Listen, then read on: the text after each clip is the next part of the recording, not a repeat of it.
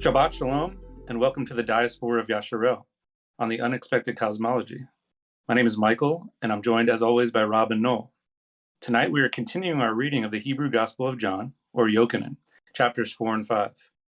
Before we start, I'd like to open us up in some prayer. So if we can just bow our heads. Father Most High Yahuwah, we come before you humbly on your set-apart day, your mark, your sign. We ask that you be with us during the study as we hope to get deeper in your word, to learn more about you, your Son, and your set-apart ways. We pray for wisdom and understanding and ask that your Spirit is with us tonight. We also ask that you water any seeds that are planted and let no false words come out of our mouths. We love you and are all so thankful for this opportunity to come together, fellowship, and read your word. Amen. All right, now I'm going to hand it off to Noel as he starts and reads Yochanan chapter 4, 1 through 45. Thank you, Michael. I can't believe we're already on our third week. Before I begin reading, I just wanted to say this has been a pleasure starting our online Sabbath church with both Michael and Rob. And as Michael called it, the Diaspora of Yashar'el. I didn't really start to get to know them, Michael and Rob, until they visited my house last spring, but was immediately awed by their depth of knowledge, particularly their careful consideration and desire to seek out the hidden mysteries throughout Scripture. Now, in future broadcasts, I hope to put my mug onto camera, just like Michael just did just now. I chose not to this week as a precaution. We are staying on the beach, literally camped on the sand of the Gulf Coast, and so everybody knows it's Thanksgiving week, which means lots of vacationers using up the Wi-Fi. So for now, and at the threat of being overly robotic or choppy, which may indeed happen tonight anyways, everyone will just have to be content with my voice. So let's go ahead and start reading. This is the Gospel of Yochanan, chapter 4, and of course we'll be reading from the Hebrew, or the English Targum of the Hebrew. Then when Yeshua realized that the Parashim realized that Yeshua made Talmudim and immersed more than Yochanan, although Yeshua did not immerse, only his Talmudim did, they left Yehuda and went to Galilee again, and he had to pass through Shomron. So Yeshua came into a part of Shomron which is called Sukkar, near the place which Yaakov gave to Yosef his son. And the spring of Yaakov was there. So Yeshua, being weary because of the way, sat by the spring, and it was about the 6th hour of the day. Then a woman came to draw waters. So Yeshua said to her, "Give me some water to drink." Now his Talmudim went into the city to buy some food. Then the Shomronite woman said to him, and of course Shomronite for Samaritan, "You who are Yehudi, do you ask of me to give you water to drink while I am a woman from the place of Shomron? For the Yehudim do not hold company with the Shomronim." Yeshua answered and said to her, "If you had known the gift of El, and who he is who asks water to drink, you would perhaps ask him, and he would give you living waters." The woman answered him, "The well is deep, and you do not have something with which you can draw water. So how can you give me living water? Are you greater than Yaakov our father, who gave this well to us, and he drank from this well, and his sons and his cattle?" Yeshua answered and said to her, "Whoever drinks of this water will have thirst again. But whosoever drinks of the water that I will give him will not thirst in eternity. But the waters that I give him will become a spring, leaping with everlasting life." So the woman said unto him, "Give me those waters, so that I will not have to thirst, and that I will not have to come here to draw waters in eternity." Then Yeshua said to her, "Go and call your husband and return here." The woman answered and said to him, "I do not have a husband." So Yeshua said to her, "Truth, you say that you do not have a husband, for you had 5 husbands, but this one whom you have now is not your husband. Truth you speak." Then the woman said to him, "Adon, I realize that you are a prophet. Our fathers prayed to Yahuwah in this mountain. But you say that the place where everyone has to pray to El is in Jerusalem. So Yeshua said to the woman, believe me that a time will yet come that you will not worship the Father on this mountain, nor in Jerusalem. You pray to whom you do not know, but we pray to whom we know, for shalom is about to come for the Yehudim. But a time will come and is now, and the true worshippers will worship the Father in Ruach and in truth, for the Father asks them that they worship according to these. El is Ruach, and those who pray to him, it is required that they pray to him in Ruach and in truth. So the woman said to him, I know that Mashiach is ready to come, and when he comes, he will reveal many things to us. Then Yeshua said to her, I am he who speaks with you. And right then his Talmudim came, and they were astonished when they found him speaking with the woman. However, none of them asked him what he was speaking to her, such as, what do you seek? Or, what do you speak with her? So the woman left her house and went to the city and said to the people, come and see, a certain man made known to me everything which I had done. He will be Mashiach. Then they went out of the city and came to him. Now, in the meantime, his Talmudim had entreated him that he should eat. But he said to them, I am about to eat something that you do not know of. So the Talmudim said, is there someone who brought him something to eat? Then Yeshua, I always laugh when I read that line. Then Yeshua said to them, my food is to do the will of him who sent me, in order that I can fulfill his work. Do you not say that there are 4 months from now until the time of the harvest? Behold, I say to you, lift up your eyes and see that the crops of the harvest are white already. And he who gathers hires you and gathers fruit according to your everlasting life, in order that he who sows and he who gathers may be glad together. For in this case the word is true that it is one who sows and another who gathers. I am sending you to gather that which you have not burdened in. Others are they who burdened over it, but you are entering into the labor of their hand. Many Samaritans or Shamronim of that city believed in him because of the words of the woman who did witness of him, that he told her everything she had done. So when the Shamronim had come unto him, they entreated him that he should stay there with them. So he stayed 2 days, and even more people believed in him through his words. And they said to the woman, we do not believe through your words, but we ourselves, we heard him and know this is, in truth, the Savior of the world. After 2 days he departed from there and went into Galilee, and he gave witness that no prophet has honor in his own land. Then when Yeshua came into Galilee, the Galileans received him because they saw everything he did in Jerusalem in the day of the feast, when he came to the day of the feast. All right, Rob, take her away. All right. So what I'll do is I'll point out some some of my findings here, or dive into some of these verses, and then we'll do a more of a round robin dialogue instead of me going through the whole chapter. This way to give more of a conversational flow. So what I'm going to start with at the beginning here, with this interaction between Yahusha and the Samarite woman, is it's interesting.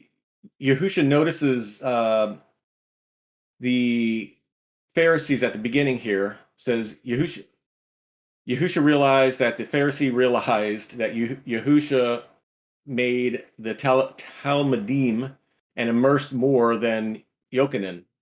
I want to start with that first. And what I thought was that when Yahusha realized that they knew, he had to more or less skate out of there because of the attention that it was bringing to him. Because as we read, he starts out his ministry where he's going into the people, ministering to them, and then once the quote authorities or the Yahudim get involved, he needs to move on because he knows their heart, he knows their intentions, and so forth. So I just wanted to point that out that we see that almost like a constant thing where it gets to a point where in his situation he has to move and move forward and move out of that scenario that he's in, whether it's in a huge crowd or whether the authorities are coming in, etc. So I just want to point that out. That was only on verse 1, so I just touch on that. And then second I want to touch on real quick is that the a nice little fact here that this story is not in the other gospels.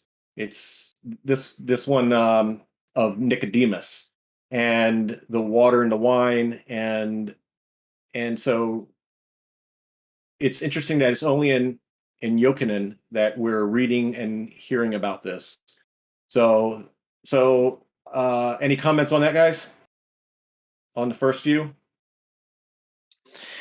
One of the well, Michael, did you want to? I'll let you jump on that first. Nothing on those points, but I guess if we're starting off like with 1 and 2, I had a question on why don't you think Yeshua did not immerse people? I thought that was interesting, and I couldn't really find many answers. Do you guys have anything on that? And then I also have some things on the Samaritan woman, but we can get to that in a bit. That's a question that I've actually never thought about, and so I could kind of just speak out loud right now, but I actually have no comment on that. What I do want to say though, Rob, is I actually just lost what you were bringing up. Well, yeah. What was The two things was, Yeshua always on the move with the authorities coming in, and in those scenarios, it's like, once the popularity starts to happen, he has to move on out. Well, on that point, there was another point you made, but on that point, I did want to address that because in Yochanan 4:1, I actually always find that phrasing a little bit kind of funny. It's like Yeshua realized that the Pharisees realized that Yeshua realized, and this is so. Everyone who's listening to this, and I probably need to clarify this week after week, that I assume that most people listening are Torah pursuants in some way, and this is going to kind of maybe I don't want to step on any toes here, but I think Michael and Rob will agree with me. I don't think any of us are Trinitarians. I personally believe that Yahusha is literally the only begotten Son of the Father, that we're not seeing some sort of... This is one of those where people would really hone in on Yahusha's humanity here, because here we see it says Yeshua realized something. And so this is one of those verses where a Trinitarian would insert Trinity here and then gasp at the implications that this almost like this duality that, becoming man. And what I would argue here is that what we're simply seeing here is Yahusha's character. He knows much, but not everything. And this is something that he just didn't know. He realized that the Pharisees realized that he realized something. And I just think this gives insight into his character. And I will jump ahead here real quick, and I don't want to derail anything, but I did want to address this point, was in John chapter 5:19, and we'll read this a little bit later tonight. But I think these two verses connect really well, and I've just lost chapter 5. Oh dear. Why is it not coming up? Oh yeah, here's what he says, and he's actually talking to the Pharisees here, and it says, Yeshua answered and said to them, "Truth, the Son is not able to do anything to you from himself, only that which he sees done by his Father. For the things which he does, the Son does just like them. For the Father loves the Son and teaches him everything he does, and he will show him greater works than these, because, you are not amazed." And so I just kind of wanted to throw that out there, that Yahusha is not all-knowing.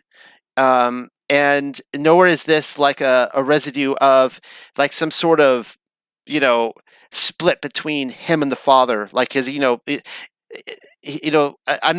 don't even advocate modalism that, Jesus is the Father and the Father is Jesus or whatever else. It's literally what we see in this context here is that Yahusha does everything he does because he observed his Father directly and he, responded to it. He acts exactly as the Father acts. That's all I wanted to touch there. So hopefully that didn't derail anything.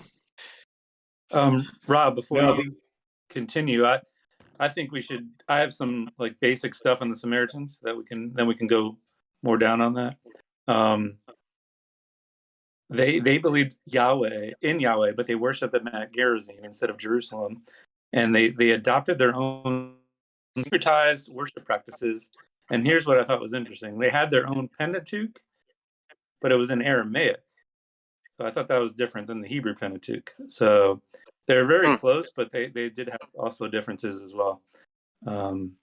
And Rob, you can continue. I have way more in the Samaritans, but I thought that was a good intro on it. So no, good share. Thank you. The only other thing I wanted to mention in that beginning part is I made a little note on verse 5 with the land that was the place where Yaakov gave to Joseph his son. Yaakov bought that land for 100 pieces of silver or 100 lambs, depending on which translation you're looking at, from Hamar, Shechem's father, and that's where Joseph was buried. That and then another point I wanted to point out on verse 9 regarding the Shemer Samaritans is an interesting fact.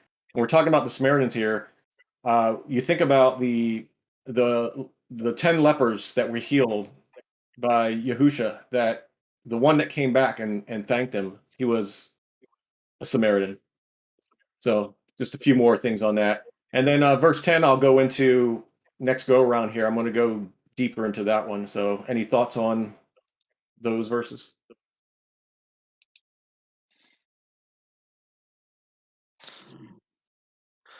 Michael?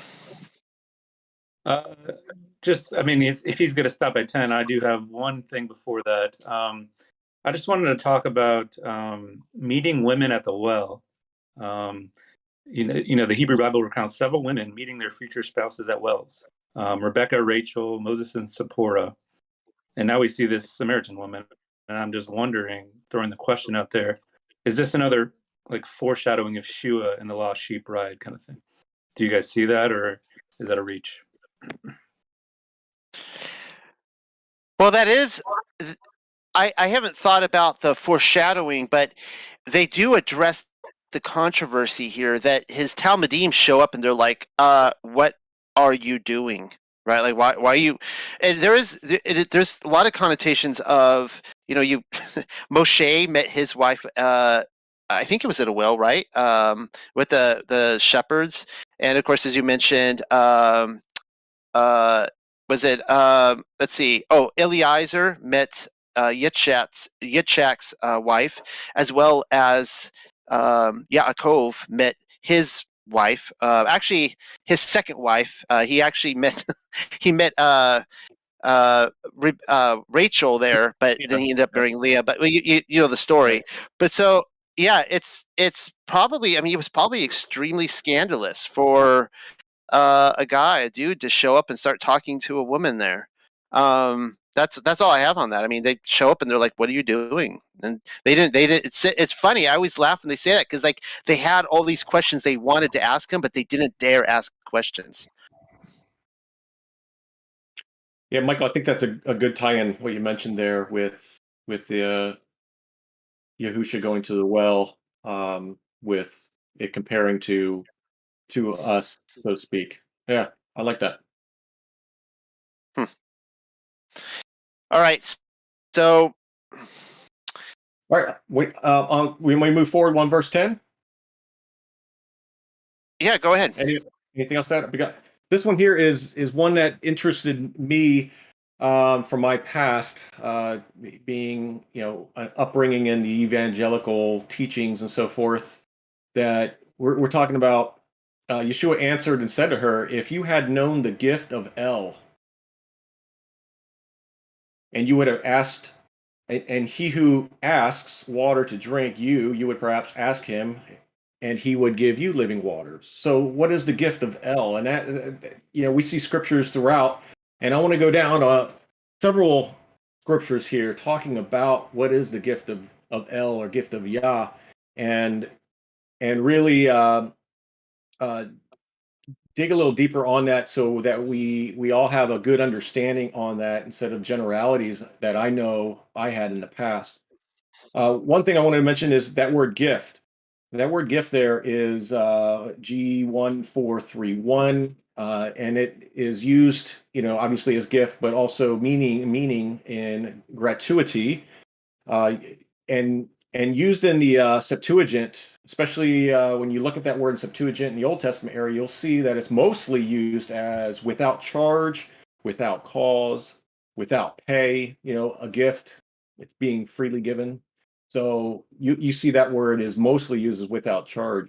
So if you think about gift of Yah as without a charge from Yah, and you start plugging that into the scriptures, I think it makes much clearer sense to me with what that means than just, a gift of Yah. Because I'm going to read some verses here. John 4:10, Yahusha answered and said to her, if you knew it without charge of Elohim, and who it is who says to you, give me to drink, you would have asked him, and you would have had given you living water.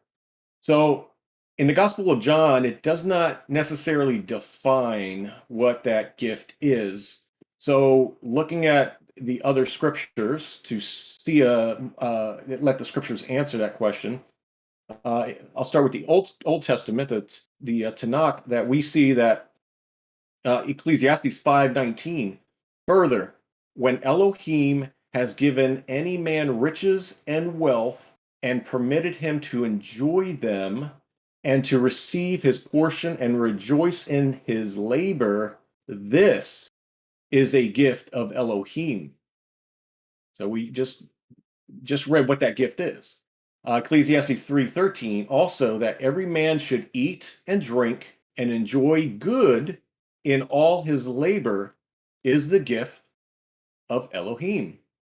And we read in Sirach 11:17, the gift of Yah abides with the godly, and his good pleasure will prosper forever.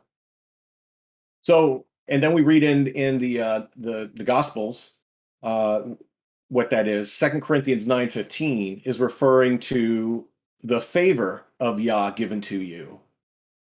Acts 8:20, but Peter said to him, may your silver perish with you, because you thought you could obtain the gift of Yah, which is without a charge from Yah, with money, which is referring to this power through laying on hands, which is the Ruach HaKodesh. So, so we see that this gift is this power. Romans 6:23, for the wages of sin is death. We all know this one, but the free favor or gift of Elohim is everlasting life in Yahusha, Messiah, our Adonai. The writer states, you being enslaved or servant to Yah, that you have your fruit in moral purity. So, Ephesians 2:8, for by favor you have been preserved through belief, and not of yourselves. It is the offering, sacrifice, the gift of Elohim. So that's by favor. That's the gift, is the favor. And Ephesians 3:7, Paul became a servant according to the gift of the favor of Elohim. So the conclusion of what the gift of Yah is in this reference, what is that? It's favor. That favor is life blessings. So that gift is favor of life blessings. So that is one. Second is the Ruach HaKodesh, and the third is everlasting life in Yahusha. So that gift is the Ruach HaKodesh, everlasting life, and it's favor that we are given to us who believe and are obedient. We're given favor. We're given blessings. We're given wealth, riches, whatever that may be that is going to be bestowed upon us for our love, our obedience, our faithfulness. So I wanted to define that with the scriptures so that we could see those are the things that we get. Most of us see it as, oh, it's everlasting life, this gift of Yah. Well, it's the Ruach HaKodesh and the gift of everlasting life, but it's also favor that we are given. And if we are not being given favor in our walk, we should truly examine ourselves in our walk to see where we're at, because the best judge is self-examination for our own fruit. So I wanted to answer that question on gift of Yah. Any thoughts?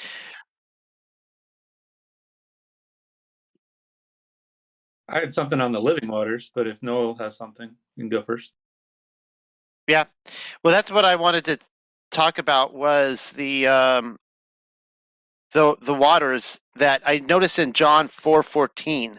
And this is one of the I'm going to read from the Greek quickly here, and then we'll compare it to the Hebrew. And it's hard when I'm doing these readings for if people are just listening in, if you don't have the Greek or the Textus Receptus, King James or whatever in front of you. And in verse 14 in the Greek, this is the verse that we all know. But whosoever drinketh of the water that I shall give him shall never thirst. But the water that I shall give him shall be in him a well of water springing up into everlasting life. And then the woman said unto him, Sir, give me this water, that I thirst not, neither come hither to draw. All right, so now this is one of the first major differences we see in this chapter between the Greek and the Hebrew. So this is what Yahusha actually says here. Whosoever drinks of this water will have thirst again, but whoever drinks of the waters that I will give him will not thirst in eternity.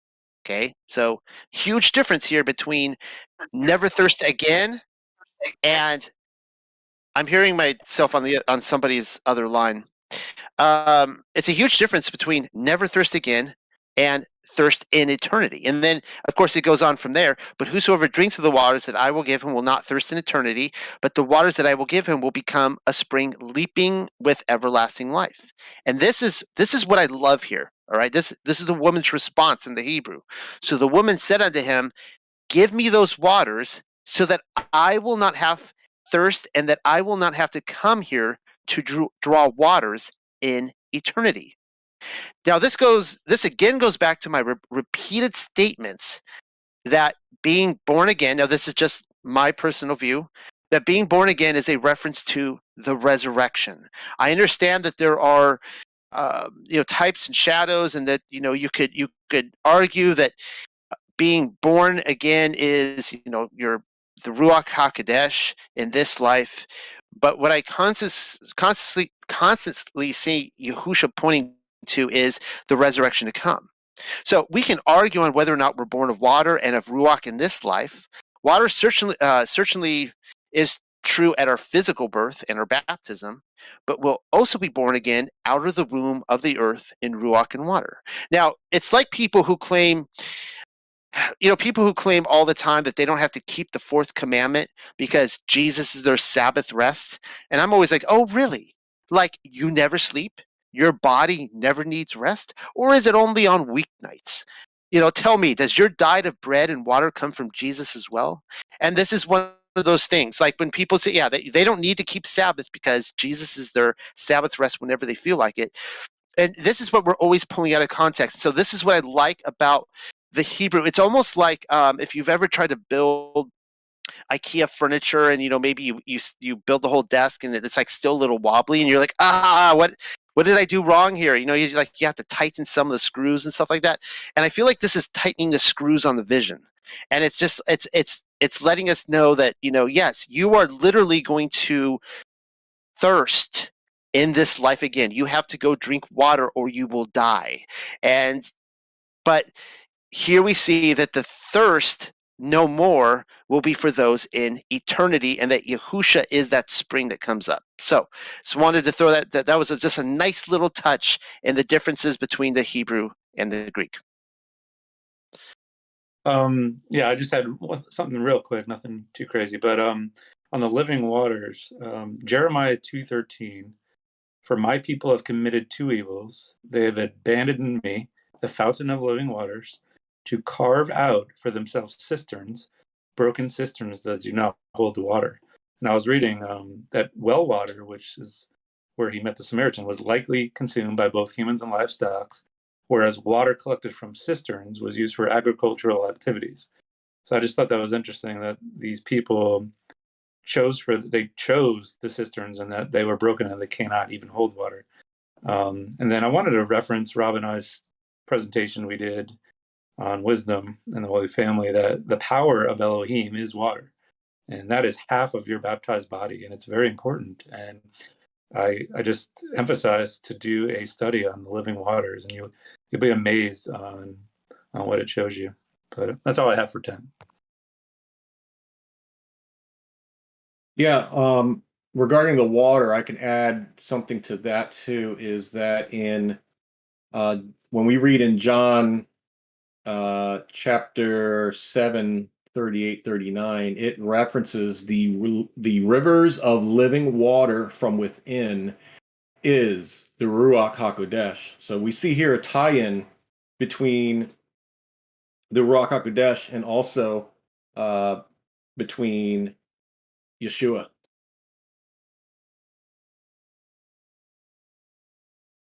Um, Furthermore, I do have more on that from the waters. Also in Revelation 21:6, he said to me, I have become the Alpha and the Omega, the beginning and the end. I will give freely. This is back to that word gift, which here is translated as freely. I will give freely to him who is thirsty from the spring of the water of life. So we can read that as I will give without charge to him who is thirsty from the spring of the water of life. And we also read that in Revelation 22:17. The Spirit and the bride say, come. He who hears, let him say, come. He who is thirsty, let him come. He who desires, let him take the water of life without charge. So here we some more pieces of the water of life being given without charge, offered to those of us who are in the body. And also, as I mentioned, the Ruach also is referred to as those rivers of living water. All right, any follow up on that before I move on? Good stuff. Nope. Okay, my next point out I'm going to have is on something I want to maybe Noel to elaborate on. Is 21. We're talking about Yeshua said to the woman, "Believe me, that a time will come that you will not worship the Father on this mountain, nor in Jerusalem."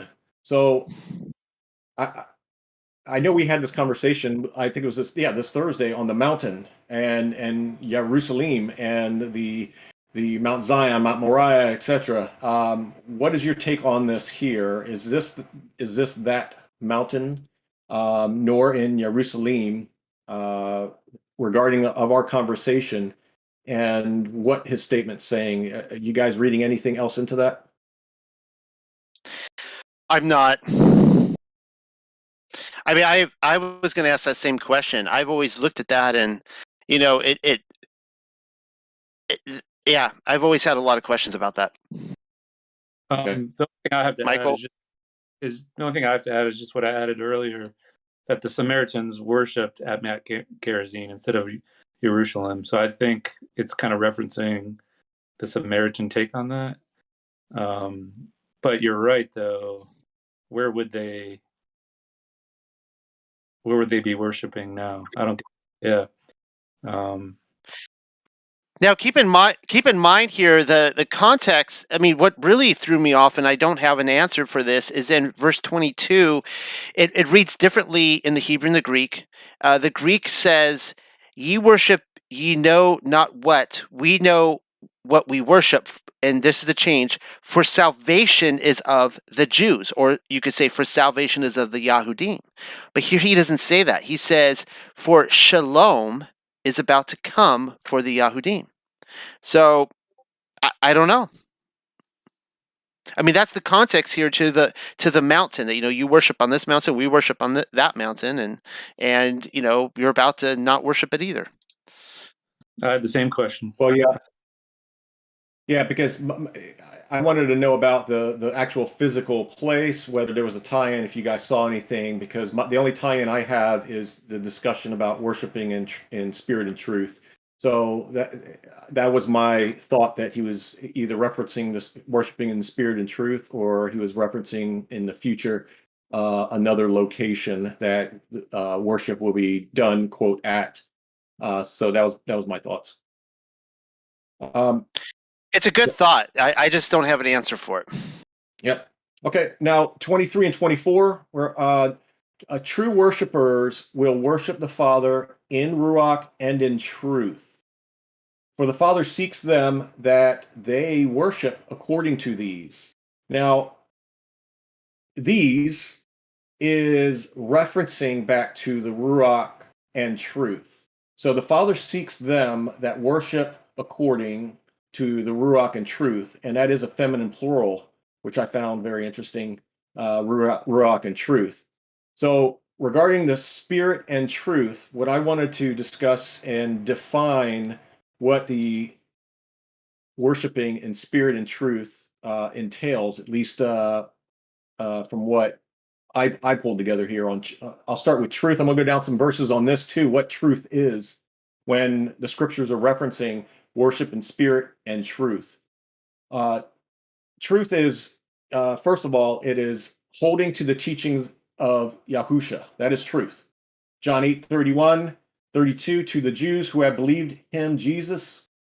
I may not have all the translations here from one location, so I may say Jesus and so forth here.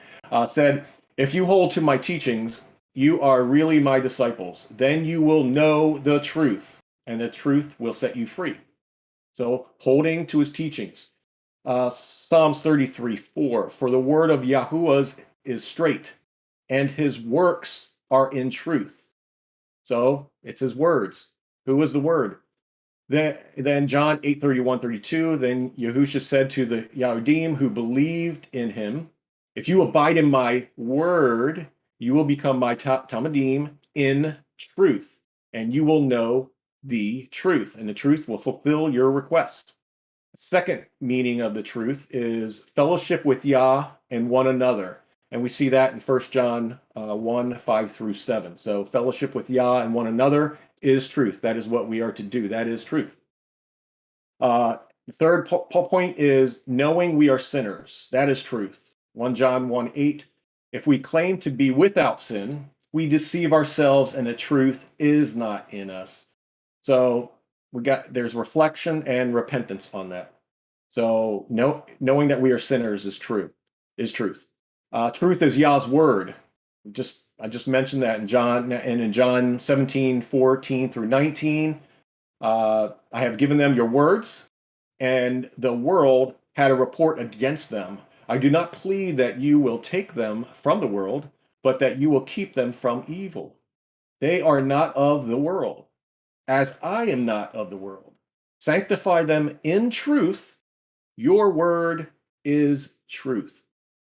Psalm 119, 160. All of your words are truth. Every one of your righteous ordinances endures forever. Here we go. Referencing the truth is Yah's word. John 18:37. Then Pilate said to him, if you are the king, Yeshua answered, but Pilate said, if so, are you king? Yeshua answered, you say that I am king. For this matter I was born, and because of this I came to the world, to do truthful witness. Every man who is truthful obeys my words. And the fifth and last part of the truth is the Ruach HaKodesh.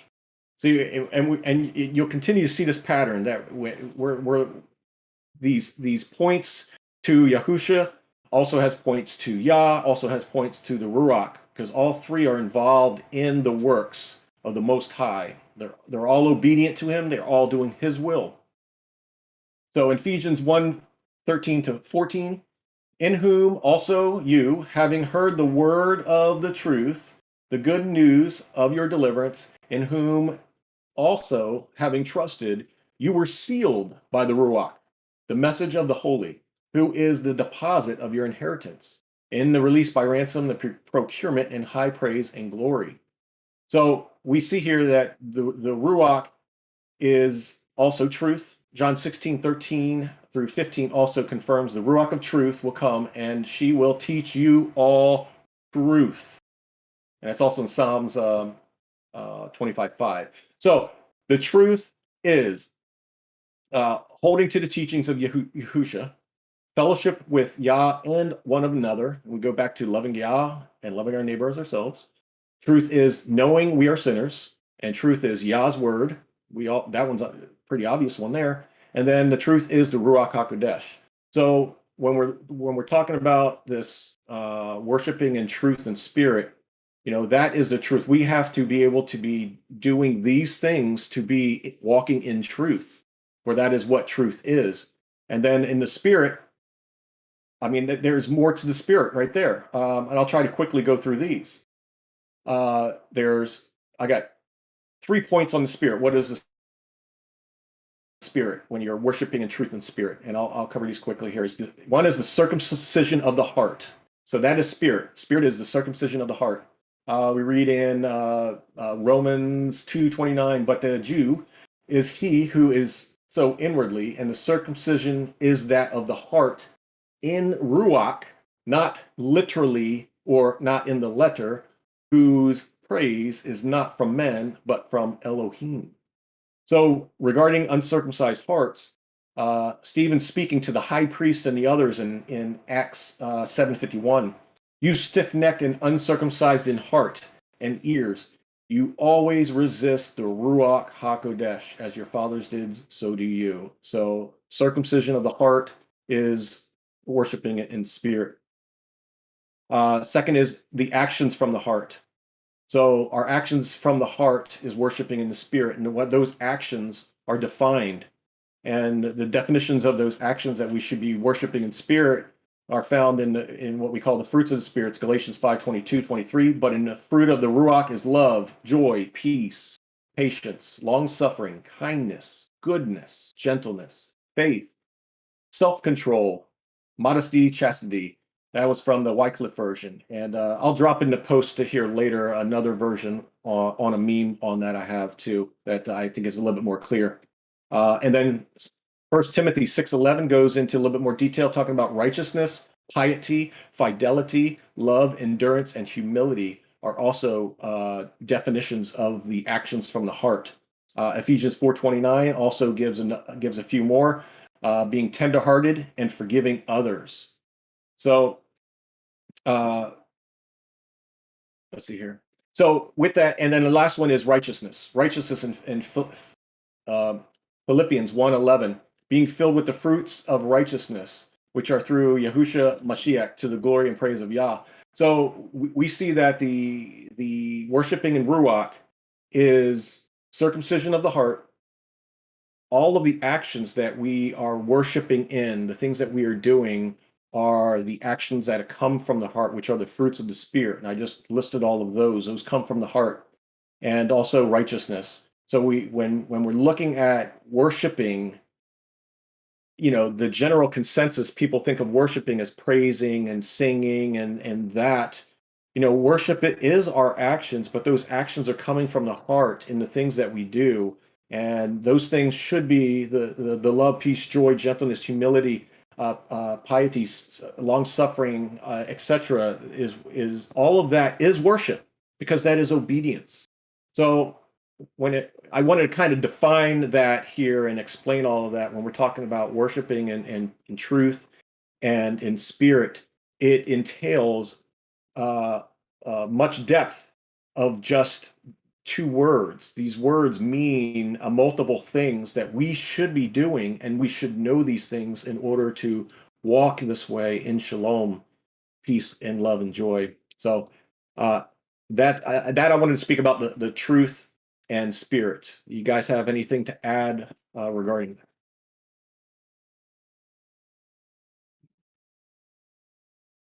If no, I only have something real quick. On 23, I love how it says the Father asks them that they worship according to these. That's kind of awesome. The only cross reference I have on 23, and I'll read the Hebrew if people aren't reading it right now, or looking at it. But the time will come and is now that the true worshipers will worship the Father in ruach and in truth. For the Father asks them that they worship according to these. I have Joshua 24:14. It's not exactly, but I think it gives a decent definition. Now, therefore, fear the Lord and serve him in sincerity and truth. And now here's where I think is the definition of that. And do away with the gods which your fathers served. So I think that's what it means to walk in sincerity or spirit and truth. And then the only thing on 24, I'll read 24. El is Ruach, and those who pray to him, it is required that they pray to him in Ruach and in truth. A lot of the rebuttals on the wisdom topic is that me and Rob would get is that, the Father isn't a spirit. He's so much more than that. But I just love how the Hebrew literally says El is Ruach, and it says it's him. So it kind of shuts that up. But and then finally, I love it says we are required that we pray to him in Ruach and truth. So that emphasizes it so much more. And I think we should all study and make sure we all have the exact definition on what it means to pray to him in Ruach and truth. And I just have one last cross reference, and that is 2 Corinthians 3:17. Now the Lord is spirit, and where the spirit of the Lord is, there is freedom. And, a lot of the seminary, they take that and run with it. But in reality, if you're obeying, there is freedom, right? It's when the penalty of the law comes on you, that's when you're confined and put in jail, right? So I just thought that was awesome, and we'll hand it off to Noel now. Thank you. Most of what I focused on in this chapter was comparing the Hebrew to the Greek. And there are some notable differences here. One of the ones I talked about earlier, that I had always taken the passage of, you won't worship on this mountain or Yerushalayim to be prophetic, which I think it is, prophetic to the destruction of the temple. By the way, and I should have mentioned earlier, those technically are kind of fighting words. I mean, if he was saying this privately to the woman, but if he's actually going around, and there's a reason why he was crucified, guys, right? Like, if he's going around and he's telling people you're not going to be, I'm taking that power away from those people, the temple, they're not going to be worshiping there. Those are fighting words. That's a matter of getting people really upset. Now, before I give my further observations of this chapter, I want to give a quick story about that in my own experience. 20 years ago, when my wife and I got married, we decided that at our church, we wanted to start a young marrieds group and invest in young marriages because our church didn't have one. Well, the church elders and pastors quickly told us that they were not interested in a young marrieds group, that they were not going to have that at their church. So my wife and I and one other young married couple, we decided, well, if they're not going to allow it during the Sunday school hour, we're going to start one anyways. And they said, then you will be excused from the campus. You have to leave. And we said, okay. So it wasn't as nasty as it sounds, but we're like, okay. So we went to a coffee shop down the street on Sunday morning during Sunday school and started having our meetings. And other people in the church started hearing about it, and they started coming, and we started getting a gathering. Well, the church couldn't have that, the pastors. And they were like, okay, all right. They started seeing that people actually wanted this. They're like, okay, you can meet on the campus, but you have to meet outside. We won't let you in the building. And so we're like, and I can't believe we stayed at this church. It was awful. But so then we're like, okay. So we went out and we stayed out. We were out on the patio, like in the front entrance, and they gave us a table and we started bringing more people out. Well, then it was an eyesore, and they finally had to stick us into the janitor closet, and then we graduated on up. But this is what kind of I read of that passage when he's saying, like, yeah, you're not even going to be worshiping the Father in Jerusalem. Like, it's going to be elsewhere. And the only thing that throws me off is when the Hebrew adds that the Yahudim will have shalom, which I find a little, I can't explain that. I don't know what that means. So we see a couple other parts in this chapter that have my interest. One is that the woman personally says in Yochanan 4:20, she says the name of the Father. Now, of course, in the other one, it says, our fathers worshipped in this mountain. But here it says, our fathers prayed to Yahuwah in this mountain. I always love to see that. And we've seen time and again, I pointed out the first week that we never see the name of the Father in the Gospel of John in the Greek, which tells us they took it out. Why? Was that hostile? I don't know. I mean, why wouldn't the Greek audience, was it, I mean, you know, we're told that it's taboo in Judaism to give the name of the Father. Why would the Greeks find that so taboo? I don't know.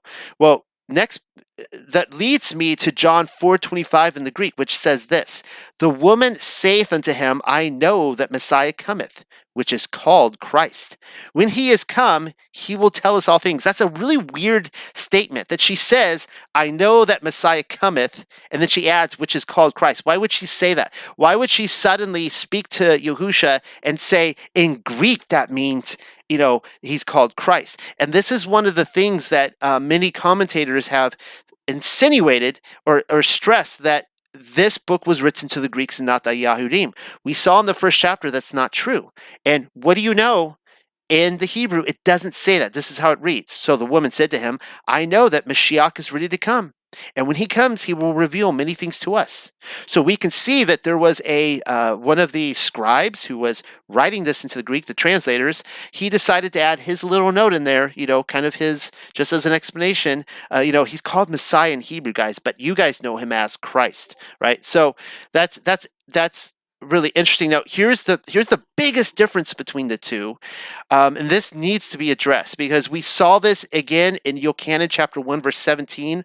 If everyone remembers the but argument, remember the law came by Moses, but grace and truth came by, you know, Jesus. We learned that the but was never there. It was added. We also stressed that the Hebrew says through Moses, not by Moses. Huge difference. Well, here in chapter 4, verse 34, we see something, you know, another dispensationalist type of verse. The Greek says this, Jesus saith unto them, my meat is to do the will of him that sent me and to finish his work. Ouch. All right. So here we see, you know, Jesus, he finished the work. It's done away with now, right? You know, the Son came to undo the Father's work. Well, here's what the Hebrew says, and it makes total sense. Then Yeshua said to them, my food is to do the will of him who sent me, in order that I can fulfill his work. Well, that makes sense. That sounds like something Yahushua would say. Where have we read that before? It comes from Matthew. We can cross references to the Gospel of Matthew 5:17. And here's what it says. This is what he says. I think he's speaking to the Pharisees here. He says, think not that I come to destroy the Torah or the prophets. I am not come to destroy, but to fulfill. Now, Messiah begins by telling us what not to think. Think not, okay? Think not that I come to destroy the Torah. It's almost humorous, okay? So he didn't come to destroy the Torah. But then, I mean, a lot of good that does, because apparently the Goyim, you know, the Gentiles here destroy Torah and run with it. He even says it twice, just to be certain that nobody misquotes him.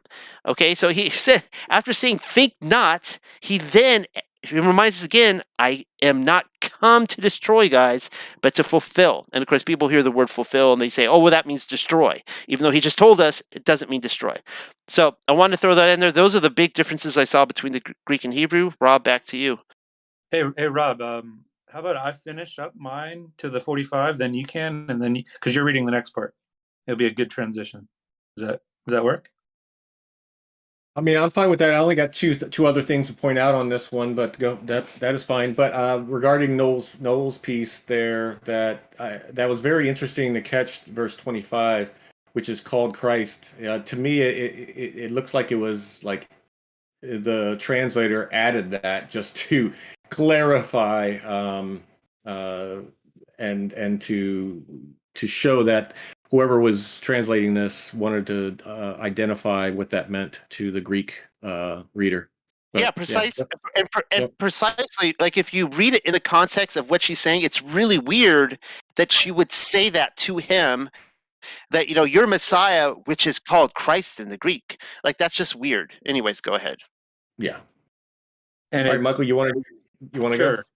And it's weird that they didn't put it in parentheses like the KJV usually does when they insert words. They're basically insinuating that was in the Greek. And like Noel said, I don't think that's possible. But I just had three things to finish off this first part, and then Rob will give his commentary and then read the second part. 26, Jesus saith unto her, I that speak unto thee am he. In the Hebrew, then Yeshua said to her, I am he who speaks with you. And this is in reference to, I know that Messiah cometh, which we just talked about. I just wanted to make, let it be known that this is the first time Yeshua claims to be the Messiah. And I thought that was interesting that he did it to a Samaritan and not his Jewish brethren. We can go down rabbit holes on why, but one cross reference is Isaiah 41:4, who has performed and accomplished it, summoning the generations from the beginning. I, the Lord, am the first, and with the last, I am he. So he's basically saying, I am he in both cases. And like I said, I just want to emphasize again, this is the first time we hear him claim that he's the Messiah. The next thing, 32 and 33, let's see. But he said to them, I am about to eat something that you do not know of. So the Talmudim said, is there someone who brought him something to eat? And I just want to highlight that it's the same thing that Nicodemus and Samaritan woman, and even his own disciples, they always went to the literal or tangible thing and not the spiritual meaning, which is what he's saying. So it just continues. Even his own disciples went that, it makes it out to seem that Nicodemus was, so off, and the Samaritan, but even the same people that were following him went to the literal, tangible thing first, and not the spiritual meaning, which Yeshua was trying to get at there. And then finally, on this part, 34, then Yeshua said to them, my food is to do the will of him who sent me, in order that I can fulfill his work. And my food is to do the will of him. And I'm asking the question, how can the will of the Father be a separate religion? I just can't, having not grown up in church, I just can't see it. I just can't see how it's a separate thing. He says it so many times, he's doing the will of his Father, and that's his food. And I'll just end it here with the Deuteronomy A3 passage that talks about, and he humbled you and let you go hungry and fed you with manna, which you did not know, nor did your fathers know, in order to make you understand that men shall not live on bread alone, but shall live in everything that comes out of the mouth of the Lord. That's the food. So manna from above. And with that, I'll just give it up to Rob. Thank you. Well, I'll comment on 34 there too. Is my food is the will of Yah, that I may perform his work. This world is talking about sustainability. Well, that sustainability is the food. That food is the will of Yah. That's sustainability, and we know that. We understand that if we want to have an everlasting life, it is to be and do the will of Yah. And we have two verses that I'm going to read to confirm that. Psalm 40, verse 8. I delight to do your will, my Yah. Yes, your law is within my heart. And then we read in Job 23:12, I haven't gone back from my commandment of his lips. I have treasured up the words of his mouth more than my necessary food.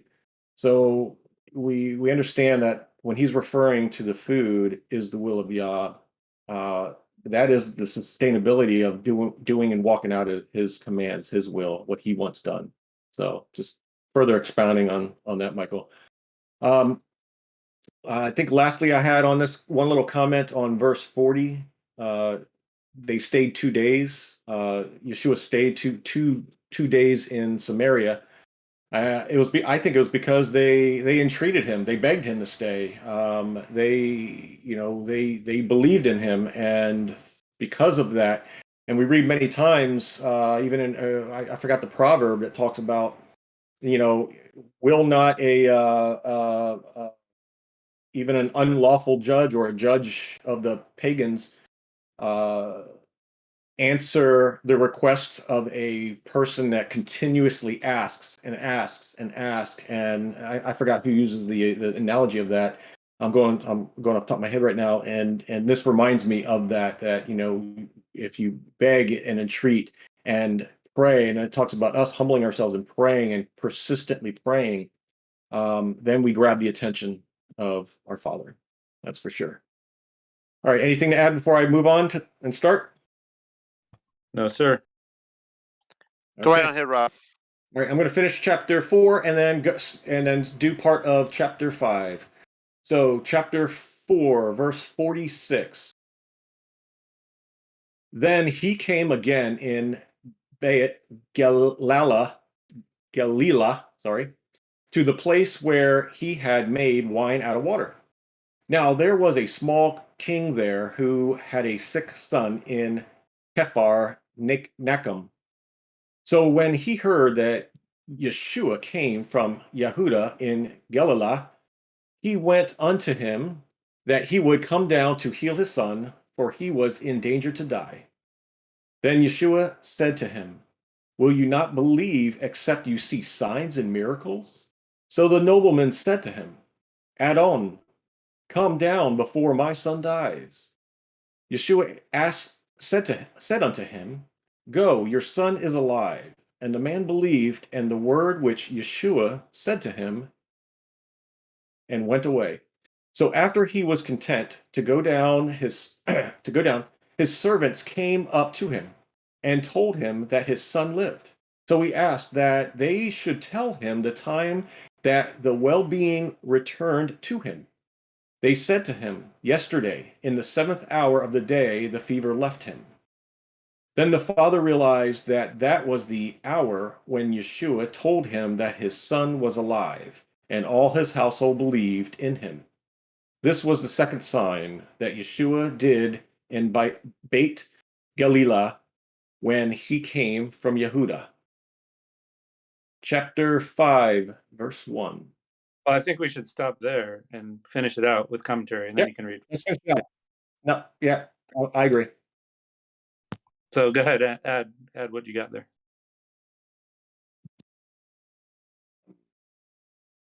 Well, the only thing I wanted to add on this part here is on 48.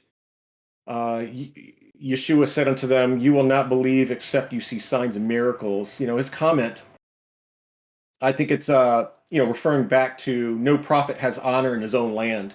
It's like you got to see signs and miracles here for for you to believe. I think he was referring to that because we see that in the context here. And I think that the people unfortunately needed or had to have that in order to believe. But when those things happened, they believed. That was my only comment for that section on that one.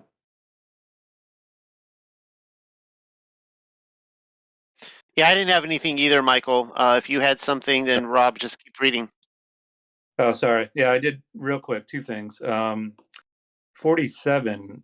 I just wanted to point out that so when he heard, so basically Capernaum, or what's it called in the Hebrew, Capharnaum, to Galilee is 15 miles, and Yeshua walked that in order to heal this sick son. So I just thought that was a nice little detail there. And then finally, number 50.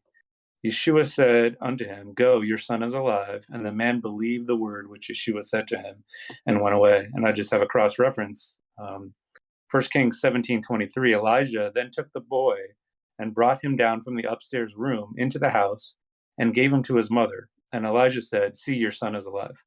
So I just thought that was another, foreshadowing Elijah with Yeshua. And that's all I had for the rest of chapter 4.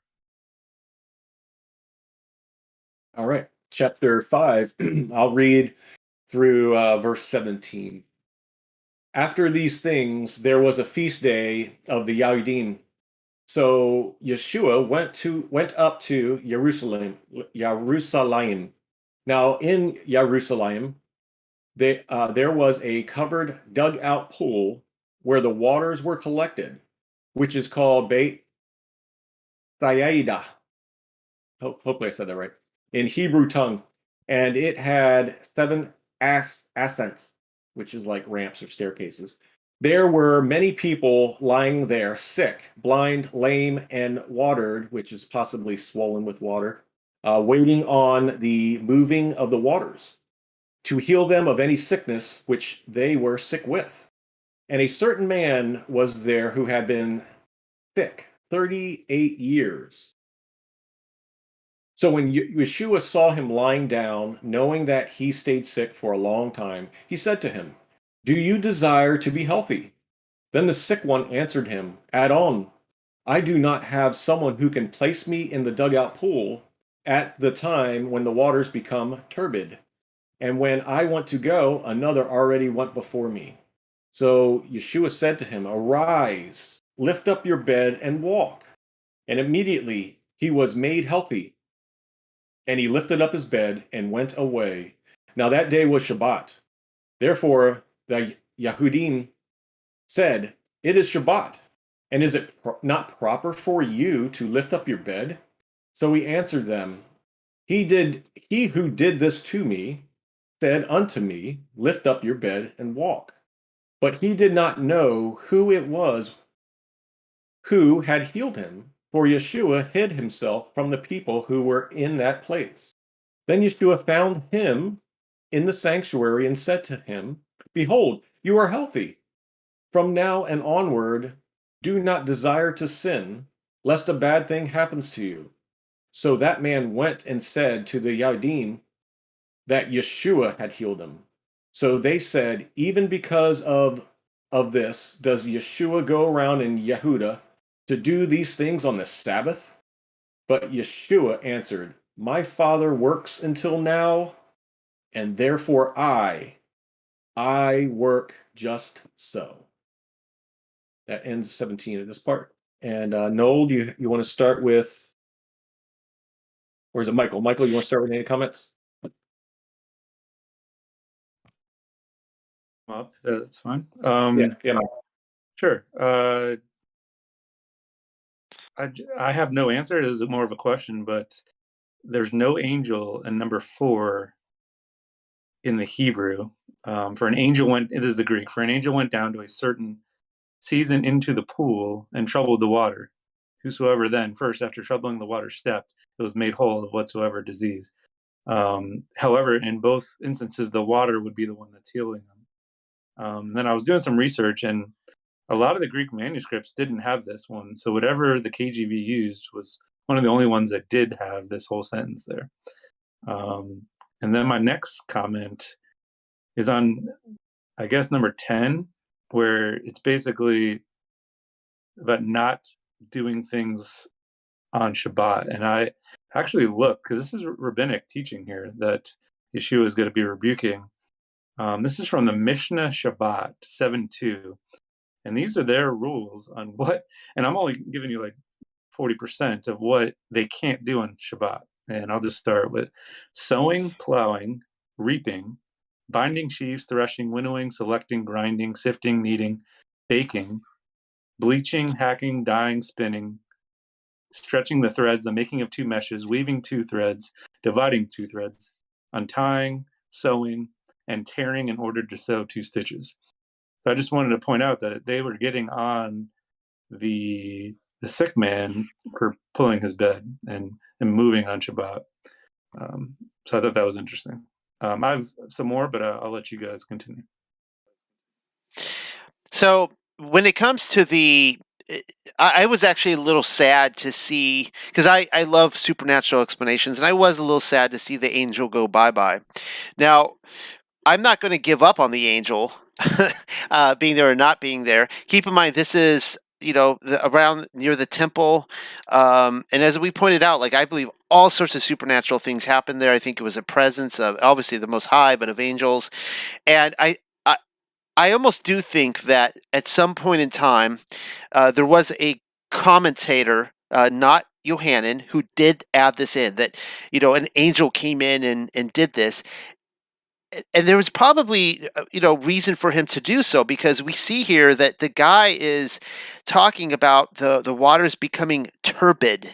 And I was even trying to figure out, like, what does that mean? And it still seems like there's this context that the waters would begin to get stirred, and they would try to get in the water, and he couldn't get in.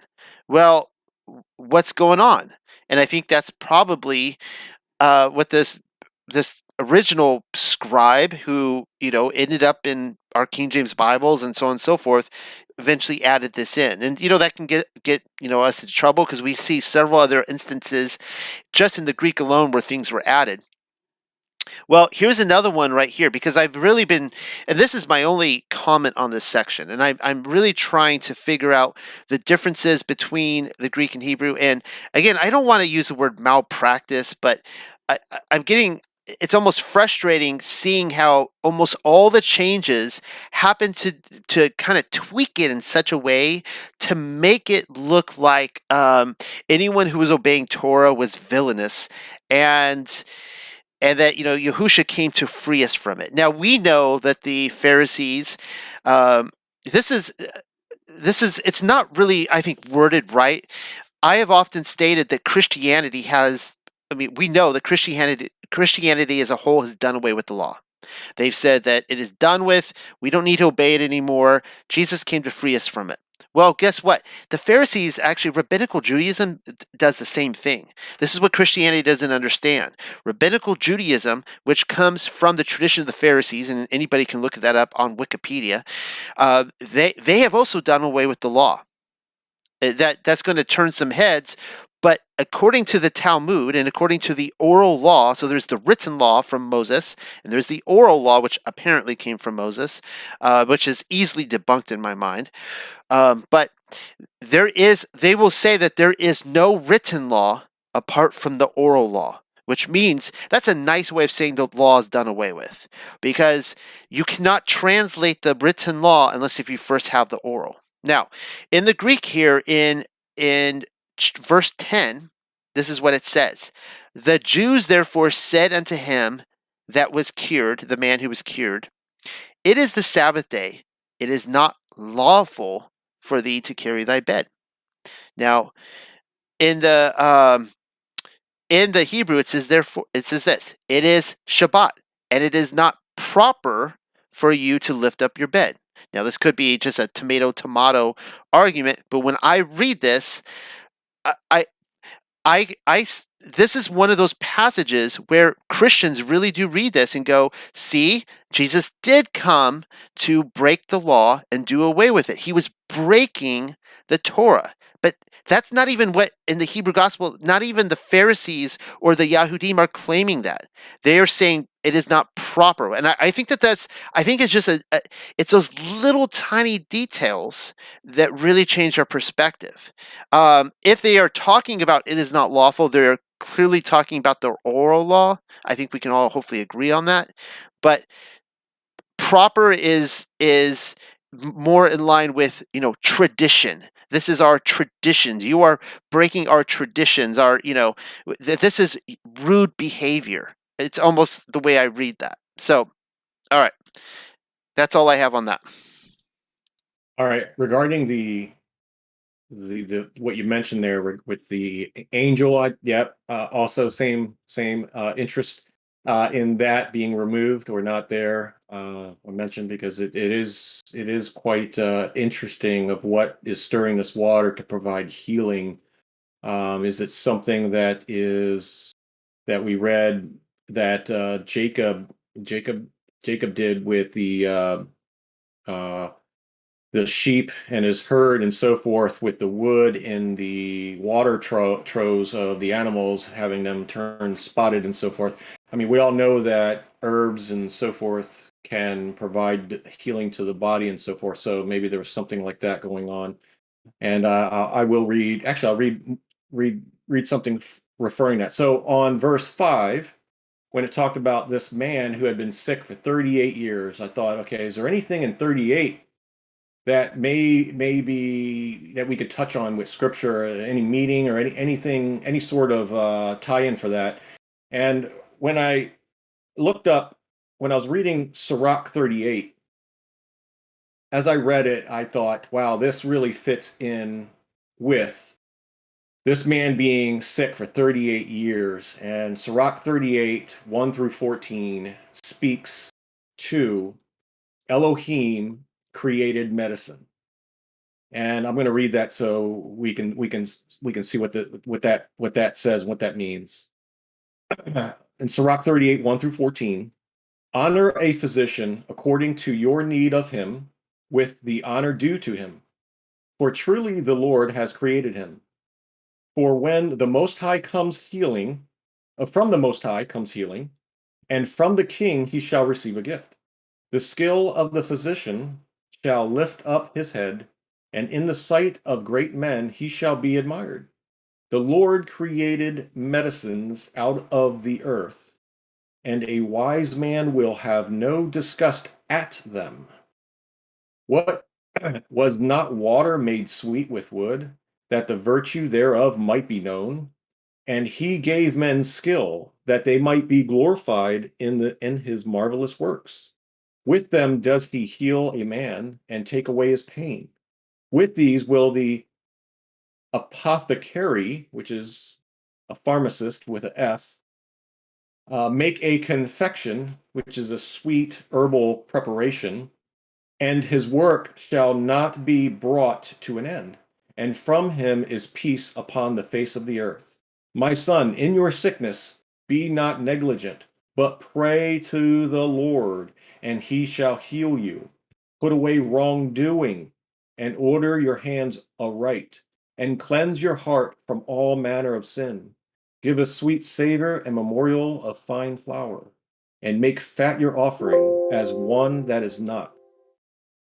Then give place to the physician, for truly the Lord has created him. And let him not go from you, for you have need of him.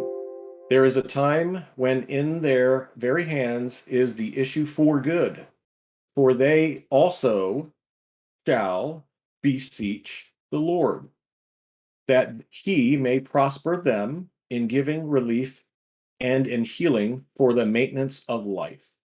So I wanted to read that because that 38 brought me to these verses of this man of 38 years, and it's to me it totally validates the natural or herbal medicines, naturopaths, and all of that physicians should be using, not the chemicals and synthetics and all of that stuff. That all of these things and this knowledge is here for us to use to help heal these bodies of ours. And also in this, we read that these pains, these issues that we do have, they are caused from sin. So you have external factors and then you have internal factors. So obviously we need to pray. We need to make ourselves right, and we also can seek physicians that heal naturally and so forth out there. So I wanted to add that brought me to Sirach 38 from this 38 years of this man being sick. So that was my next note. Any thoughts? Well, the one thought I did have on the man being sick is this is one difference from the Greek to the Hebrew, and I want to stress here that I probably don't take the traditional view, because I take Torah literally, where it says, you choose the blessing or the curse based on our decisions. Either we obey Yah and we receive a blessing, and people who are in this Torah movement will say that, when they, they're adult people and they haven't been living for Yah, and then they turn to him and start obeying their law, and they notice all these blessings coming into their life, right? Well, in the Greek, this is what he actually, what Jesus says. Oh, now I just lost it. Oh, here we go. Afterwards, Jesus findeth him in the temple and said unto him, Behold, thou art made whole. And here's what I want to focus on. Sin no more, lest a worse thing come unto thee. So it seems to be implied here that he's saying, look, you're in this position, at least this is how I'm reading this, you're in this position because you sinned. He doesn't necessarily say that, but this man has been sinning, and this bad thing has happened to you because of the sin, but if you keep on sinning, worse things will happen. Well then, let's read what it says in the Hebrew right here. Then Yeshua found him in the sanctuary and said to him, Behold, you are healthy. From now and onward, do not desire to sin, lest a bad thing happen to you. He doesn't say, lest a worse thing happen to you. He's saying, don't desire to sin, lest a bad thing happen to you. I don't know. I just thought that was again, just a little slight tweak, a deviation from how we read that before. I just wanted to throw that in about the sick guy. Yeah, Michael, I think you hit that on the head with the desire compared to the other one saying just sin no more. We have to take control over the desires and any urges and battle this flesh in that sense. So I think you're right on with that, because obviously doing so will cause a bad thing to happen to you. Yep, I agree. Michael. take it away. Yeah, I can. I just had a question on number 16, and then I had a lot on number 17, and then I can read the next part. But the question is, there's a difference in number 16, and therefore in the Greek, and therefore did the Jews persecute Jesus and sought to slay him because he had done these things on the Sabbath day. And in the Hebrew, so they say, even because of this, does Yeshua go around in Yehuda to do these things on the Shabbat? So the Greek, they're trying to kill him, where the Hebrew doesn't even say that. I thought that was a big difference, and I wanted to ask you guys if you guys had anything, and then I can continue on 17. Yeah, I noticed that as well when I read it, and I kind of wonder if it's just one of those little explanatory notes again that, again, some monk, some scribe, whatever, is like, and this is what they, this is what was going on when they were saying this. That's all I've got on it. Quick question. Yeah, go for it. Maybe this is completely out of whack, but is it possible that Yeshua or Yahusha wasn't observing Shabbat on this day? Like that they had already gone wrong to the times as spoken of, I think, in Isaiah. And so he wasn't actually breaking Shabbat at all because it wasn't the right day. That's definitely that has been debated. There are other passages in Scripture, in the Gospels, where I could see that insinuated. Here, I don't. Rob and Michael, you could jump in too on this. I don't see it insinuated here. It could be true that he is not. But his entire defense in this is that he's not saying, well, you guys are right. You shouldn't be healing people on Sabbath, but today's not Sabbath. His entire line of defense is sticking up for the fact that he is doing it on Sabbath. And he's saying, look, I'm just doing what my father does. And in fact, a little bit further on, I don't think we've read it yet. Maybe we'll read it soon, where he talks about his father's work and how he works just like his father. So, yeah, I could sympathize with the idea that maybe it's not the right Sabbath day, but I don't see him arguing in favor for a different day here. Rob, Michael, what do you guys think? Well, yeah, I mean, we don't know enough context about this particular sick man's condition as far as home and so forth. I mean, he's been waiting at this pool. Is he homeless? Is he, does he have a residence? Is he laying there just waiting day in, day out? So now that he's healed, he no longer needs to lay there and stay there. So he picks up all he owns and moves on. And here's the Yahudim pointing this out just to just because they can. I don't have enough context to answer that myself, but I think Yeshua somewhat answers that question in 17 when he makes the statement, "My Father works until now." And I know Michael was getting to this, and I'm very interested in if anyone can expound further on this.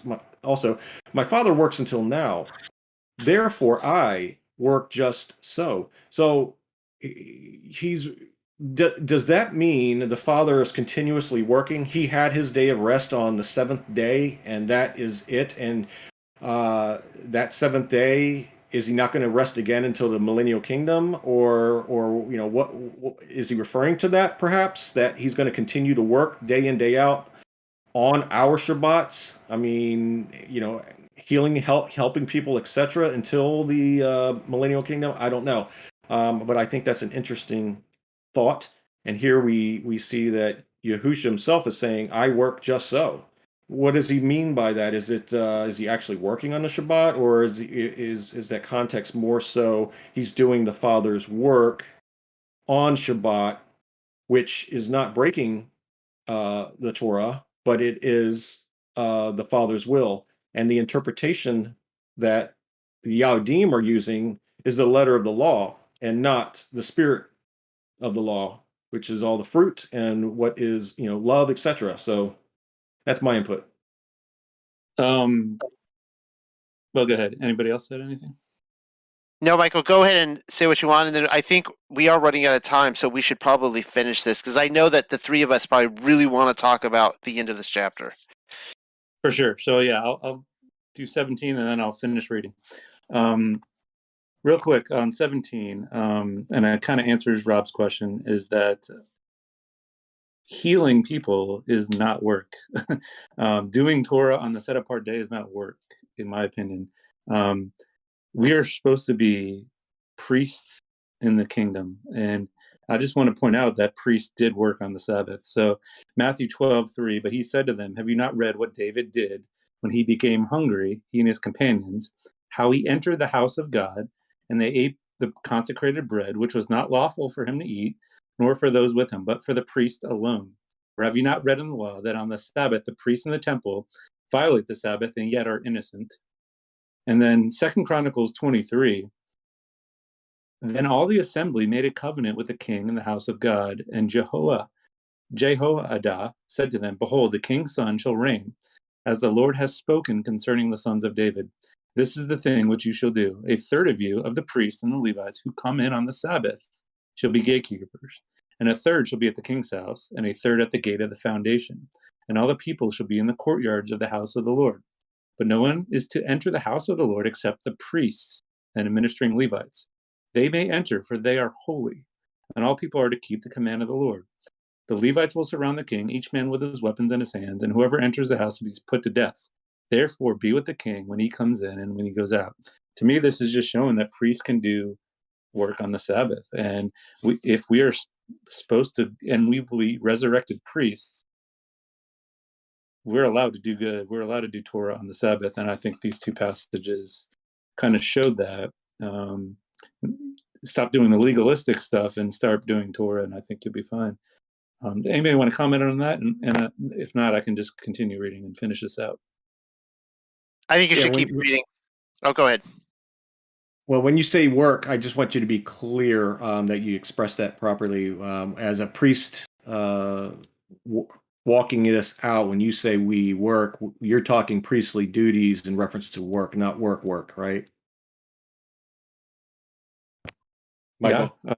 Yeah, it's just want to clarify for people listening. A priest doesn't work at a bank or nothing like that. So I think it's just if you're doing Torah within your heart, you can heal. You're not doing the legalistic things. You're not sitting in your bed and observing Shabbat in quotes. But yeah, I can finish this out. I'm just clarifying for people listening if they didn't take it right. That's all. All right, go ahead, Michael. Okay, so Yochanan 5, 18. Then the Yahudim wanted to put him to death even more, for not only did he loosen the Shabbat, but even more, he said that his father is Eloha, and he likened himself in equality to El. Because of this, Yeshua answered and said to them, Truth, the Son is not able to do anything to you from himself, only that which he sees done by his Father. For the things which he does, the Son does just like them. For the Father loves the Son and teaches him everything he does, and he will show him greater works than these, because you are not amazed. For as the Father who makes the dead alive and gives them life, so the Son gives life to whoever he desires. For the Father does not judge any man, but he gives all judgment to the Son, in order that everyone will honor the Son as they honor the Father. Whosoever does not honor the Son does not honor the Father who sent him. Truth I say to you, that he who obeys my words and believes him who sent me will have everlasting life and will not come in judgment, but will cross over from death to life. Truth I say to you, that a time will come, and is now, that the dead ones will hear the voice of the Son of El, and those who hear it will live. For as the Father has life in himself, so he gives life to the Son in himself. And he gives him power to do judgment, for he is the Son of Man. Do not marvel about this, for a time will come that all those who are in the graves will hear the voice of El. Then they will go out, those who did good, into life, and whosoever did evil, into judgment. I am not able to do anything of myself, only as I hear do I judge. And my judgment is righteous and right, for I do not seek to do my will, but the will of him who sent me. If I do witness for myself, it does not go out as true. There is another who does witness for me. You sent Yochanan, and he did a true witness. I, however, I do not accept witness of man. But I said this in order that you must be saved. You may be saved. He was a burning and shining light and lamp, but you were not willing to rejoice one moment among us. But I have a greater witness than Yochanan, that I fulfill the works which my Father gave me. The works that I do witness for me. He also does witness for me, and in eternity you have not heard his voice, nor seen his shape. And his word is not in you, because you do not believe that he sent him. Take pleasure in the writings, wherein you think you will have everlasting life. And they are those which bear witness of me. But you do not take pleasure in coming to me, that you may have everlasting life. There is no admonishing of men to me. But I know you, that you do not have the love of El in you. I came into the world from my Father, but you did not receive me. If another one comes in to his world, you will receive him. How are you able to believe while you pursue after the exaltations? But you do not seek them, which are from Yahweh alone. Do not be so foolish to think that I am he who accuses you. It is the one Father who accuses, and this is Moshe, he in whom your hope is. And if you had believed in Moshe, you would perhaps believe me. But if you do not even believe his letters, how will you believe my words? Thank you. Okay, so the ending of this chapter is the icing on the cake. It's one of the difference between the Greek and Hebrew. I'm not going to say it yet. I'm going to give Rob the first dibs on that because I think he wants to speak on it, and it's absolutely incredible. And I think Rob knows what I'm talking about. What I wanted to cover a little earlier on in the chapter, there's a couple things I want to touch on really quickly, and I've almost been doing this overkill at this point, but again, in the very first verse that Michael read here from John 5:18, the Greek says this: therefore the Jews sought the more to kill him. And so this kind of actually answers the earlier passage where we noticed, and Michael, you noticed that it didn't actually say that the Yahudim wanted to kill him. It actually does here in the Hebrew. So it kind of fills in those details. But it says, because he not only had broken the Sabbath, stop. All right. So this is what this is a verse that the dispensationalists will jump in and see, yeah, Yahushua was breaking the Sabbath because that evil, that cursed Sabbath, he was freeing us from it. But here, and I love this. This is what it says in Yochanan 5:18 Hebrew. Then the Yahudim wanted to put him to death. So it does say that. The context here is they did want to put him to death. Or it says wanted to put him to death even more. For not only did he loosen the Shabbat. So this is just what we were talking about, Michael, before you started reading, that and Josh threw a comment here in the comment section that he says that Torah isn't work, and that's essentially true. That if we are doing Torah on Shabbat, we can't say it's work. He's loosening it so that people are actually capable of doing Sabbath, because by these oral laws that they were throwing in here, you know, you couldn't. It's like you couldn't even get out of bed even to, like, I don't know. You couldn't pick up a knife and cut a piece of fruit or something like that. And okay. Anyways, what I wanted to focus on before I hand it over is verses 20 through 22. And this really, there's not a lot of difference here between the Greek and Hebrew, but this really stuck out to me. And I just lost it. But this is what it says. For as the Father who makes the dead alive and gives them life, so the Son gives life to whomever he desires. For the Father does not judge any man, but he gives all judgment to the Son. All right. Now, the context here is the salvation of the crippled man. Because remember, the Yahudim are really upset that he healed this man on the Shabbats. And they're like, you have no right to do that. He's like, well, I have every right to do that. So we often think of judgment in negative terms. We hear people say all the time, only God can judge. By that, they mean revealing negative components of their character. Only God can, judge my negative behaviors. Mind you, they have no problem being praised by men. They just don't want other men to point out the negative. Well, many Christians will add to this. Christians will say they will escape judgment because of Jesus. Well, this is true. Yahusha even tells those a little further on in verse 24, those who obey his words and believe him will have everlasting life and will not come in judgment, but will cross over from death to life. That judgment is a bad one. If you are judged and don't get to enter life and you enter the second death, that's a bad judgment. All right. But also notice it's those who obey the words of the word, which is Torah. But what if we're living in the light? If we're living in the light, then we do want to be judged. The example given here is Yochanan. In Yochanan is that Yahusha has judged who he wants to give life to. He has healed a cripple. He has judged that he wanted to heal that cripple. Also, this is in keeping with Torah that the word is our salvation, meaning he can make the judgment as to whom he will save. But I wanted to give a couple examples here. We'll call this cross-referencing of what it is for Yahusha to judge us. Like if we're righteous, this is how we want him to judge us. This comes from 2nd Esdras. And this is basically a crowning ceremony. All right. So Ezra is seeing this. And this is what he says. I, Ezra, saw upon Mount Zion a great people whom I could not number. And they all praised Yahuwah with songs. And then in the midst of them, there was a young man of a high stature, taller than all the rest. And upon every one of their heads he set crowns, and was more exalted, which I marveled at greatly. So I asked the angel and said, Sir, what are these? He answered and said unto me, These be they that have put off the mortal clothing and put on the immortal. So we know that they are dead, they have resurrected, they are now in their immortal bodies. And then he adds, and have confessed the name of Elohim. They are now crowned and receive palms. Okay, and he goes on to say, this is the best part. Then said I unto the angel, What young person is it that crowns them and gives them palms in their hands? So he answered and said to me, It is the son of Elohim, whom they have confessed in the world.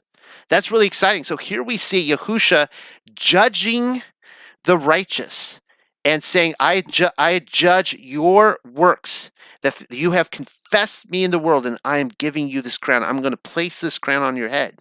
Well, here's another one. This one comes from Enoch, and I'm going to be talking about this upcoming Thursday on Enoch's apocalyptic 10-week calendar. All right. So there's just quick context here because this is a side point. There's 10 weeks of history that Enoch talks about. And he says this, that after this, in the 9th week, shall the judgment of righteousness. Okay, so think of this, the judgment of righteousness. The judgment of righteousness will be revealed to the whole world. Every work of the wicked shall disappear from the whole earth. The world be marked for destruction, and all men shall be on the watch for the path of integrity. Well, what is this? What is this judgment of the righteous that has been revealed? And we learned what it was in the 8th week. It says this, in the 8th week, the 8th of righteousness, and this is just so we know on the timeline, the millennial kingdom, to which shall be given a sword to execute judgment and justice upon all oppressors. Sinners shall be delivered into the hands of the righteous, who during its completion, the righteous shall acquire habitations by their righteousness, and the house of the great king shall be established. So this judgment is that the wicked people and the sinners see that the righteous receive this huge reward of these habitations on the earth. So I just wanted to point that out, that what we see here, Yahusha talking about judgment. I just kind of wanted to reverse that, because as soon as people hear judgment, they think in negative connotations. But here it is used in both negative and positive in this chapter. All right. Back to you, Rob. Okay, great. I'm glad you brought that up, because something I want to add to that is the on verse 23, 22, 21 through 23 is referencing the honor to the Son. You know, the Son is given this power of judgment and power of life, as we read in 21 through 23. He gives him life, and he's given this all judgment. The Father gives the Son life and power to do judgment. The Son only does the will of the Father.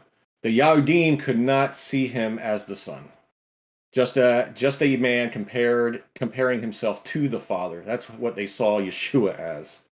But we see here in Isaiah, and I'm going to quote Isaiah here, given the Yeshua is given the power of Yahuwah. And what is that power? Well, we read it in Isaiah 45, 21 through 23. Declare and bring near, let them even take counsel together. Who has announced this from the old? Who has declared it from that time?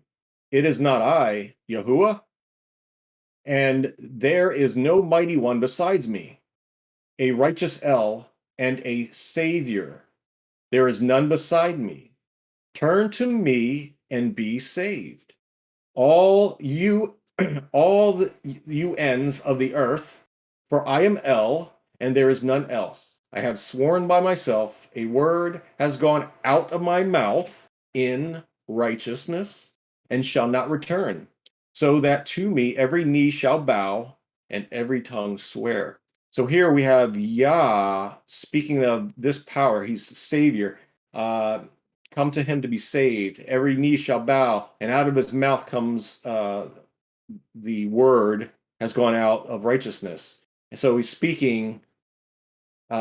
This is what's given to the Son of this power of over life and over judgment that the Son is given, and he even humbly states that it is not I, but it is of the Father. So to understand that is just, to me, is just amazing, that the Son comes in such humility and giving the Father all this honor and walking in the straightwardness and not taking any of this credit, and because of that, the Father freely gives it to him. So I just wanted to add that verse to what you just said. I thought that was great. Michael, anything? I think 22 is amazing. It just shows the priesthood position that he was given. For the Father judgeth no man, but hath committed all judgment unto his Son. The Hebrew, for the Father does not judge any man, but he gives all judgment to the Son. Psalm 71:1, give the king your judgments, God, and your righteousness to the king's son. May he judge your people with righteousness and your afflicted with justice. And then this one just knocks it out of the park. Acts 10, starting with 39. We are witnesses of all the things that he did, both in the country of the Jews and in Jerusalem. They also put him to death by hanging him on a cross. Yah raised him up on the third day and granted that he be revealed, not to all the people, but to witnesses who had been chosen beforehand by God. That is, to us who ate and drank with him after he arose from the dead. And he ordered us to preach to the people, testify solemnly that this is the one who has been appointed by God as judge of the living and the dead. And to me, it just solidifies that this was his job from the beginning, was to be our perfect high priest. You read the book of Hebrews, it's all about how the Levites failed, and that's why their sacrifices were worthless. But our priest did not fail, and that's why he was ordained from the beginning. I have one more on this first part, and then we could talk more. But I thought it was interesting on 24. The Hebrew really does it justice. Truth I say to you, that he who obeys my words and believes him who sent me will have everlasting life and will not come in judgment, but will cross over from death to life. And a lot of people say that actually the term Hebrew literally means to cross over. So I thought that was cool. It's literally crossing over from death to life, where the Greek talks about passing from death to life. I have a few more later on, but that's all I had on that part.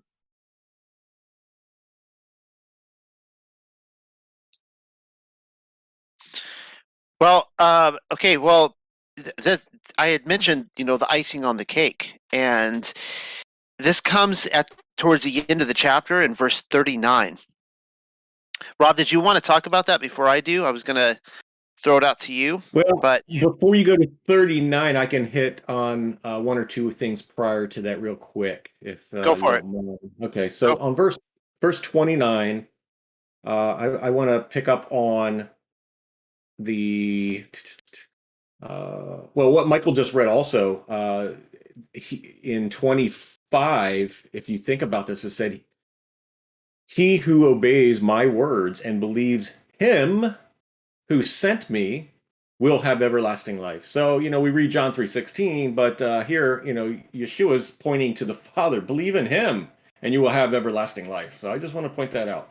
But to verse 29, then they will go out, those who did good, into life, and whosoever did evil into judgment. So on verse 29, my thought is we see qualifiers for life and for judgment. The qualifiers are doing good or doing evil. So, I mean, it's that one verse is just a very basic truth. Those who did good go into life, and whosoever did evil into judgment. I mean, it's the basic simple things that it should be obvious.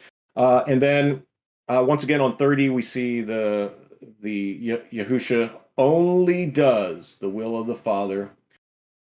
He hears how the judge. He hears how to judge and is righteous.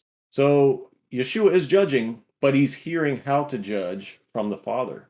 So, like I said, it all goes back to the Father. And I just want to just reiterate that point before we jump on to 39. But a simple, quick one for 39, and then Noel, you can go right on into it. Yeshua's work, which is only of the Father, is the witness to him. And it says here, the writings bear witness of Yahusha, but they were not willing to come to Yahusha. So these writings written about him, they couldn't see this. They couldn't transcribe this. I'm not looking for the right word, but they were so caught up on the letter of the law that they could not see him in that. So that's my quick one on 39, but you can take it over there, and then I can talk at the end here afterwards. Hey, Noel, you can handle 39. I had something on 29 before you do that real quick. And I know I've been talking to Dave, and I think you have an opinion on this, and I wanted to ask you.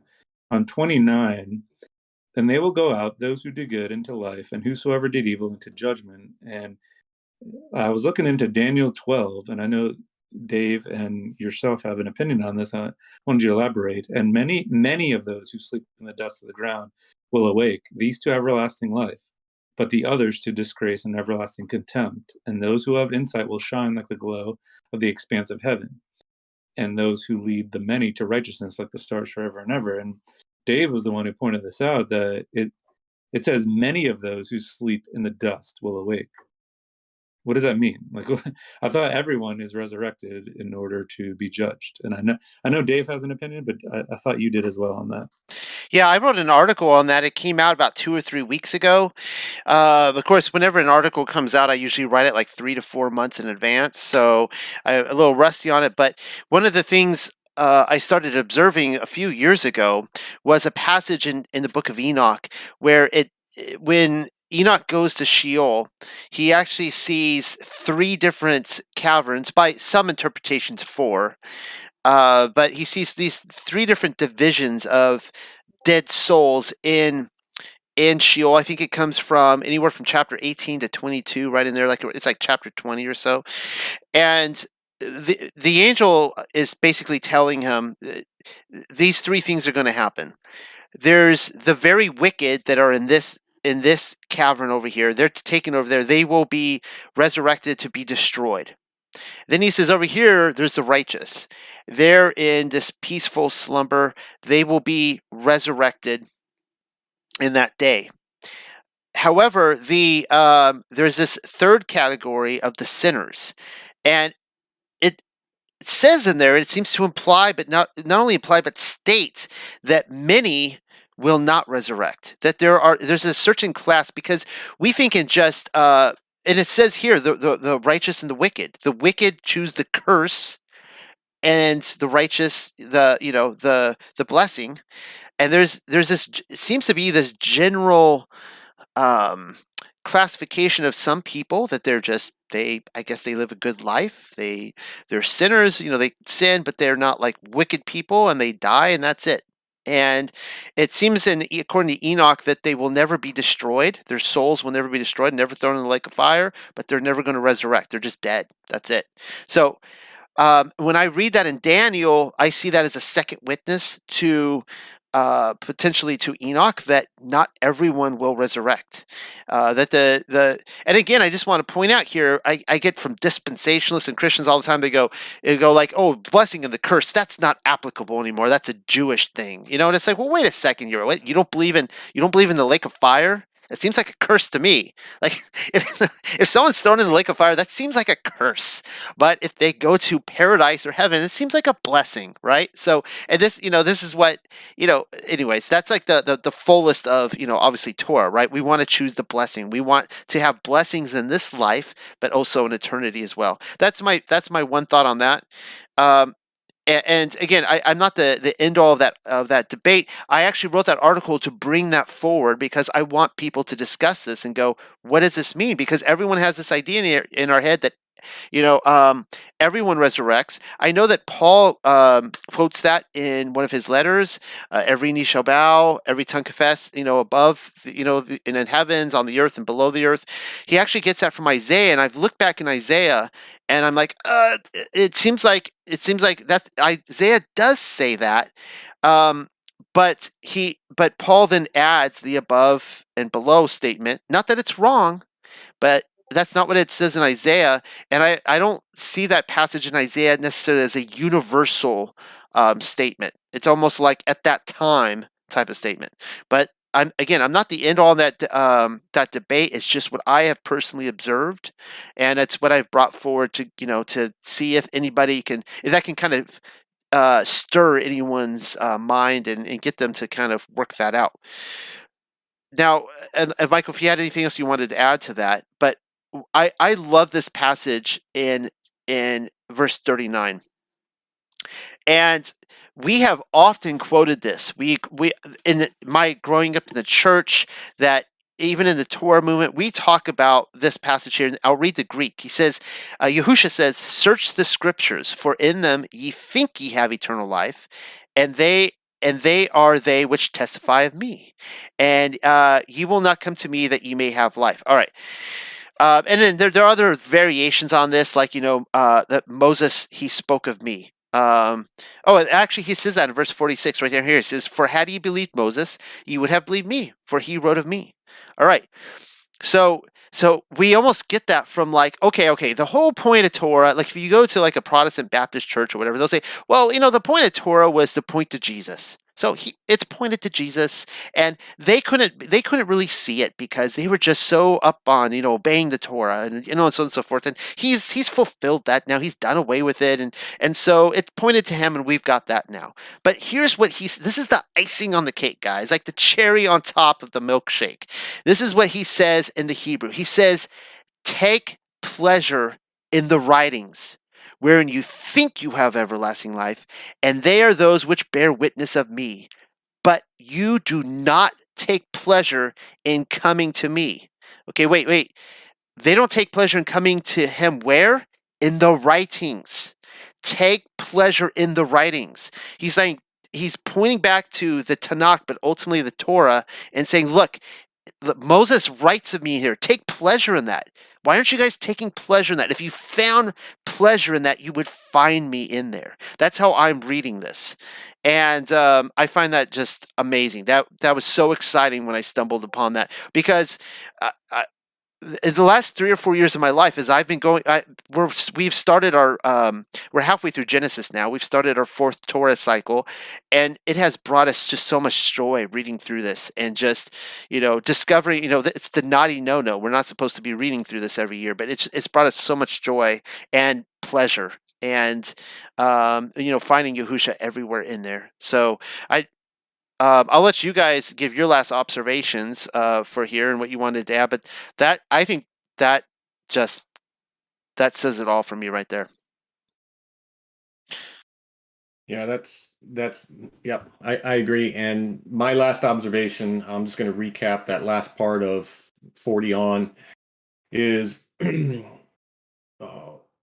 so why could the Yahudim not see Yahusha for who he is? And my thought on that is, Yahusha states that the Yahudim do not have the love of El in them, nor the word of El in them, because they do not believe that El sent Yahusha nor Yochanan, who was before him. And they see Yahusha not receiving glory from men. So this is what they're seeing. The Yahudim pursue after exaltations from men and not Yahuwah. Yeshua plainly states that. Moshe is their hope, but the accusations come from the Father and Moshe because they do not believe. If they did, they would believe Yahusha. Do they hold the letter up as an idol, the letter of the law? Do they hold it up as an idol? That's my question. Do they hold it up as an idol and miss the heart of the message? Loving Yah, loving your neighbor, because they're holding up the letter of the law to me as an idol, as the end all of their walk. That's how I have read this and taken this, is that's where their lens is, and why they cannot see Yahusha for who he is. That was my recap of those verses, in addition to what Noel mentioned. Yeah, and I think that's a great point. I mean, I think it all comes together when there's that passage in here where it said that they were upset at him for loosening the law. And when I read that, loosening the law, he's taking away the rigidness of well, obviously all the added the oral laws they put it into, but he's actually bringing in the spirit, the intent behind it. That like he's showing us an example what the Father does. He's, look, hey, I'm saving this guy on Sabbath. I'm healing him because this is what my Father would do. And Torah is the face of our Father, and I'm just doing what he does. He showed me everything. I'm just living out Torah, guys. And that's what I see by loosening the Sabbath. Yeah, I agree. I just have 2 quick things, and then we can end in prayer. The number 37, he also does witness for me, and in eternity you have not heard his voice nor seen his shape. Again, we've mentioned this in previous shows that, for me, this gives more evidence to the Targum that Yeshua was the one communicating the whole time. No one has heard his voice or seen his shape. My real quick comment on 39. Noel said it last Shabbat that there was no Matthew, Mark, or Luke, right? Take pleasure in the writings or the scriptures is the Torah and the prophets. That's what he's talking about. So take pleasure in those. And then finally, I noticed a big difference in number 45. The Greek says, "Do not think I will accuse you to the Father. There is one that accuseth you, even Moses, in whom ye trust." And then in the Hebrew, "Do not be so foolish to think that I am he who accuses you. It is the one Father who accuses, and this is Moshe, he in whom your hope is." And I just had one cross-reference to end it. Deuteronomy 31:26. "Take this book of the law and place it besides the ark of the covenant of the Lord your God, so that it may remain there a witness against you." And that's all I had on chapter 5. Anybody else with closing arguments? I have I am not- presented my closing arguments. Yeah, same. I am good. Thank you. Rob or Noel, do you want to end us in prayer, or do we have any comments or from the chat? I mean, I can end it with prayer, and then we can open up the floor and do that. Let's do it. All right. Heavenly Father, we give thanks for this time that we had here together and continue to discuss what we've read. May these discussions help us grow and understand your words and inspire us to seek them out, dig deeper into them, find out these truths that you have bestowed upon us, so that we may be able to walk and understand how to walk in truth and in spirit. And we can worship you that way, Father, and that we can do so knowing how Yahusha does the will of the Father, and he does it so that the law is upheld and the law is love, so that his way that he walks, we can see, we can follow, and we can know that we are walking in love with you and doing your will too, Father. We ask for your blessings upon all those who hear this message and what we've shared. And we pray that we continue to work in your ways, walk in your ways, and love others in your ways. We ask this in Yahushua's name. Hallelujah. Amen. All right, everybody, thank you for showing up for our discussion on chapters 4 and 5 of the Hebrew Gospel of Yochanan.